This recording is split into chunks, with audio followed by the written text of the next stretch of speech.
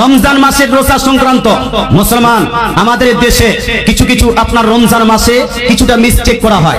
যেমন আপনাকে বলতে চাই, আজান না হওয়া পর্যন্ত আপনার সাহরি খেতে আছেন, সাহরি খেতেই আছেন মুসলমান, আজান না হওয়া পর্যন্ত। এই ধারণা আপনার ভুল। মহারাজপুর মাদ্রাসা থেকে আপনাকে ক্যালেন্ডার দেওয়া হয়েছে, শেষ সাহরির সময় দেওয়া হয়ে গেছে। আপনি ওই শেষ সাহরি থেকে যেটা সময় দেওয়া হয়েছে 4টা 20 মিনিট, 4টা 30 মিনিট, যেটা টাইম দেওয়া হয়েছে তার 4-5 মিনিট আগে পর্যন্ত আপনাকে খেয়ে শেষ করে দিতে হবে, তারপরে আপনি খাবেন না। রমজান মাসে আজান কখন হলো এটা ম্যাটার করে না, একটা নির্দিষ্ট টাইম আছে, ওই নির্দিষ্ট টাইমের পরে আধা মিনিট পরেও যদি আপনি খাবার খান, আধা মিনিট, নির্দিষ্ট টাইমের আধা মিনিট পরেও যদি আপনি খাবার খান, আপনার রোজা হবে না। কথা বুঝাতে পারলেন? বুঝাতে পেরেছি? কত মিনিট? আধা মিনিট, 1 মিনিট পর যদি আপনি খাবার খান আপনার রোজা হবে না। সুতরাং টাইমটাকে মেনটেন করবেন। অনেকগুলো মানুষ খেয়েই চলে যায়। আগের বুড়োরা বলছে যতক্ষণ পর্যন্ত এই হাতে চুল দেখা যাচ্ছে তখন খাও, সমস্যা নাই। জি, আমাদের দেশে হতো, হ্যাঁ, তখন মুরগা ভাগতো, তারপর যারা খাবার শেষ করবে ওগুলা দেখার দরকার নাই। এখন অনেক অ্যাডভান্স হয়ে গেছে। মাদ্রাসার আপনার মুদারিসগণ সুন্দর করে আপনাকে চার্ট দিয়ে দিয়েছে, ইফতার কখন করতে হবে, সেহরি কখন শেষ করতে হবে। সেহরি শেষ হওয়ার আপনার 5-10 মিনিট আগেই আপনি খাওয়া শেষ করে দিন আর চুপচাপ থাকেন। এখানে 2 নাম্বার মাসলা, এখানে একটা মিস্টেক। 2 নাম্বার মাসলা, ইফতার করতে গেছেন, আচ্ছা ইফতার করার সময় একটি দোয়া পড়া হয়, হয় কি হয় না? কি দোয়া পড়েন জি? আল্লাহুম্মা লাকা সুমতু ওয়া আলা রিজকিকা আফতারতু, নাকি ভাই? এই দোয়াটাকে কিছু মানুষ এই বুধিয়া টুধিয়া ইত্যাদি জায়গা কিছু মানুষ আছে যারা বলছে যে এই দোয়া পড়া হলো বিদআত, এই দোয়ার কোনো হাদিস নাই। আপনাকে বলতে চাই, তারা হাদিসের জ্ঞান রাখে না, তারা হাদিসের রিসার্চ রাখে না, এরা হাদিসের গবেষণা রাখে না।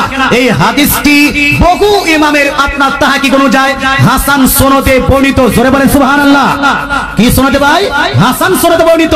আল্লাহ তাআলা রাসূল সাল্লাল্লাহু তাআলা আলাইহি ওয়াসাল্লাম ইরশাদ করেন, সুনান ইবনে মাজার হাদিস, সুনান ইবনে মাজাহ, সুনান আবু দাউদ জিলদ নাম্বার 1 হাদিস নাম্বার 23 আপনার 60 এর মধ্যে লিপিবদ্ধ আছে, ইজা আফতারা, যখন কেউ এই ইফতার করবে, ইয়াকুল, সেই ব্যক্তি পাঠ করবে, আল্লাহুম্মা লাকা সুমতু ওয়া আলা রিজকিকা আফতারতু।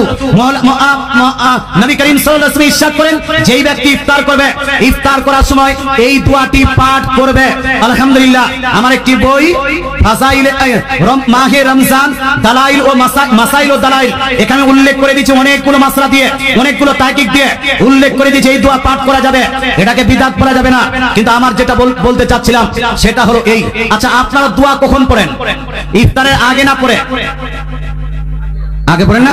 যে আল্লাহুম্মা লাকা সুমতু ওয়া আলা রিজকিকা আফতারতু, এভাবে করে না তারপরে খান, এটাই তো মুসলমান। এই যে আগে পড়ছেন এখানে একটু মিস্টেক হচ্ছে। শুনুন, আল্লাহুম্মা লাকা সুমতু, হে আল্লাহ তোমার জন্য আমি রোজা রাখলাম, ওয়া আলা রিজকিকা আফতারতু, আর আপনার রিজকের উপর, তোমার রিজকের উপর আমি ইফতার করলাম, ইফতার করলাম। তো বলুন তো ভাই, এই দোয়াটি কি ইফতার করার আগে বলবো না পরে বলবো? ইফতার করলাম রোজা আগে, হ্যাঁ, কথা বুঝতে পারছেন না? ইফতার করলাম যদি আগেই বলেন, ইফতার তো করেননি, ইফতার তো করেননি, তাহলে কখন বলতে হবে? বিসমিল্লাহ বলে ইফতার করে নেবেন, বিসমিল্লাহ বলে ইফতার করে নেবেন। আর ইফতারের পরে এই দোয়াটি পাঠ করবেন, আল্লাহুম্মা লাকা সুমতু ওয়া আলা রিজকিকা আফতারতু, হে আল্লাহ তোমার জন্য রোজা রেখেছিলাম আর তোমার রিজকের উপর আমি ইফতার করলাম। ইফতার পাস্ট টেন্স, ইফতার করলাম। এটা কখন হবে ভাই? ইফতারের আগে না পরে? ইফতার করবেন কি দিয়ে? মুসলমান আমার রাসূলুল্লাহ সাল্লাল্লাহু তাআলা আলাইহি ওয়াসাল্লাম ইরশাদ করেন, যেই ব্যক্তি ইফতার করবে সে যেন ফাল ইফতির আলা তামারিন, সেই ব্যক্তি যেন খেজুর দিয়ে ইফতার করে। কি দিয়ে ইফতার করে? খেজুর দিয়ে ইফতার করে। ওয়া ইল্লাম ইয়াজিদ, আর যদি সেই ব্যক্তি খেজুর না পায়, ফা আলা মাইন, তো পানি দিয়ে ইফতার করবে, কারণ পানিটা হলো পাক এবং পবিত্র। জোরে বলেন সুবহানাল্লাহ। রাসূলুল্লাহ বলছে ইফতার করার সময় খেজুর দিয়ে ইফতার করো, কারণ খেজুরে বরকত রয়েছে।